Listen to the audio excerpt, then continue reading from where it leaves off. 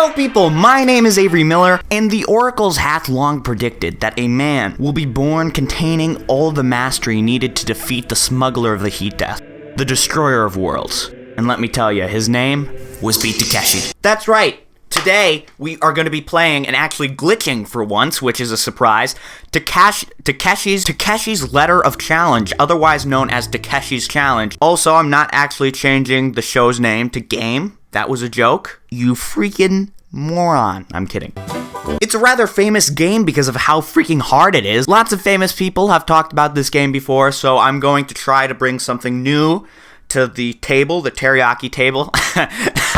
No, Takeshi. I mean Takeshi. I actually think I know somebody who speaks Japanese. Maybe I should call them and see if they could help me.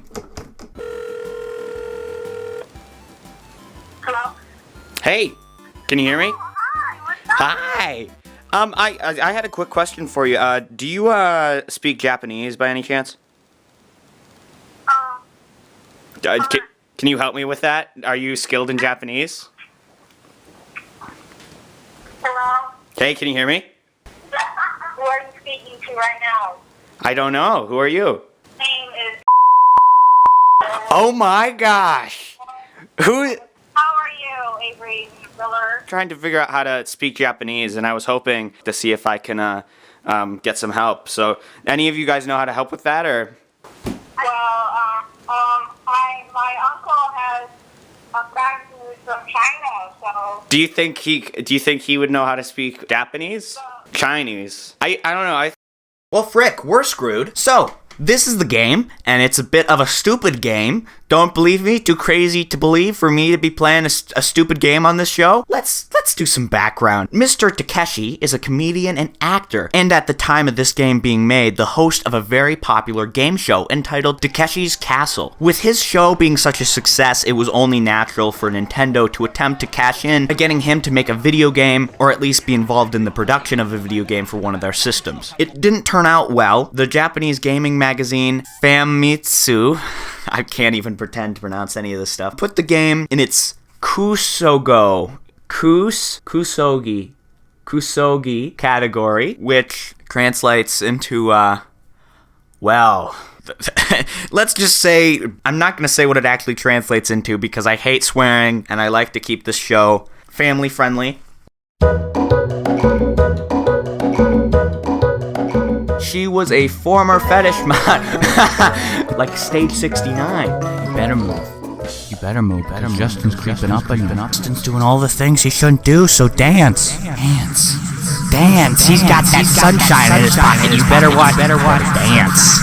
Family friendly. Let's take a look at the sort of stuff you can do in this game. You walk this way to start, and then you can visit different stores, restaurants, or even divorce your wife. So, pretty normal day-to-day activities. You can even go to the bar and then drink until you black out.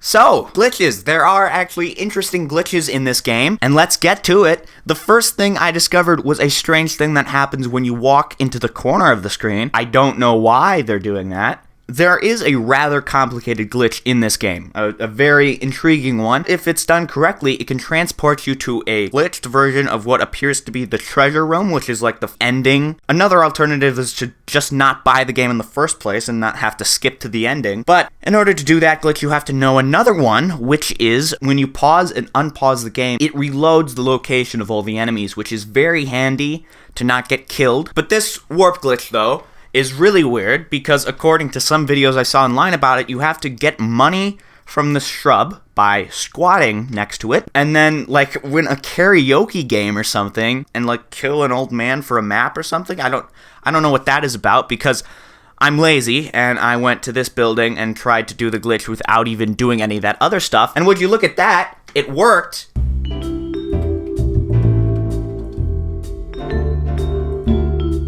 Oh, I did it! I didn't even think it would work because of the fact that I didn't get any maps or anything, but what? No, don't you dare. Whoa. Dude, this is sick. Okay, so here we are. We have our wife, and she doesn't seem too happy. She's sort of floating around there. She's got a bit of a poltergeist thing going on. I like it. I like the new look. And it's like an infinite loop. Oh my gosh. Dude, that's insane. I can't get out of it. Am I gonna have to restart? What's happening? Oh! Figured it out. Okay. This is interesting. Oh wow, check that out. So this is a thing that happens on the NES every so often, or whatever console this is on. I remember this because you jump up and you appear at the bottom. You can use that to your advantage in some games. And here, it doesn't... I don't know. I remember specifically there's some sort of Metroid game where you could jump through blocks or jump through the ceiling, or I don't know what the heck's going on. My wife's killing me. What the heck? Can't get stuck. Okay, so if you keep going in one single direction, you won't get stuck in an infinite loop, and that is good. It looks like we've come across an end here. Is this right? No, that's not my wife. That's just... I think that's a dancer from one of the karaoke things. Punch her. This is crazy, man. What? Maybe we could do the glitch over again? Wow. How interesting. Dude, this is insane. Wow. I call this a success, which is pretty rare. Now, heading back this way. Wait, what? Grilled Mormons? I know we're in Trump country, but geez, it's only been a few days. Have we really stooped to this level already? I'm pretty chill with most stuff, and my rule is if it doesn't hurt anybody, it's all good, but this breaks my only rule. So big no on that, but you can now buy a People Against Grilled Mormons t-shirt from the Avery Miller merch store as we speak, so go there and support a good cause. It's apparently not even a translation mistake. In fact, the Japanese version also says Grilled Mormons, reportedly. It's some sort of play on words, which I'm not going to explain because it doesn't make much sense in English, but that's an actual t-shirt I made that you can buy. You can go buy it right now. You should get it. Don't grill Mormons, Muslims, or whatever. Don't grill anyone, okay? Don't grill anyone. Violence is not the option. Now, you can actually die before even starting the game if you just click the third option here at the option screen. You can just die.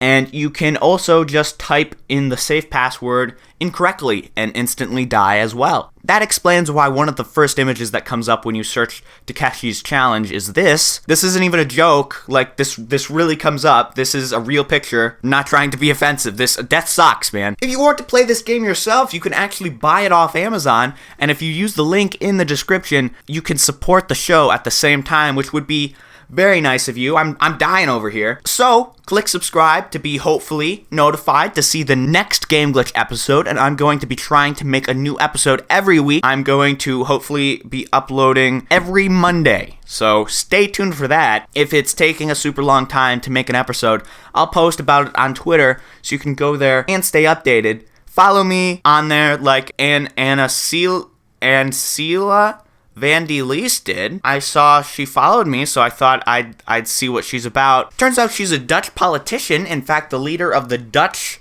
Pirate Party, which is very intriguing, and according to her Wikipedia, she was a former fetish Sorry. It's Obama also follows her, so if it's good enough for Ancila over here, or however you say it, it's probably good enough for you.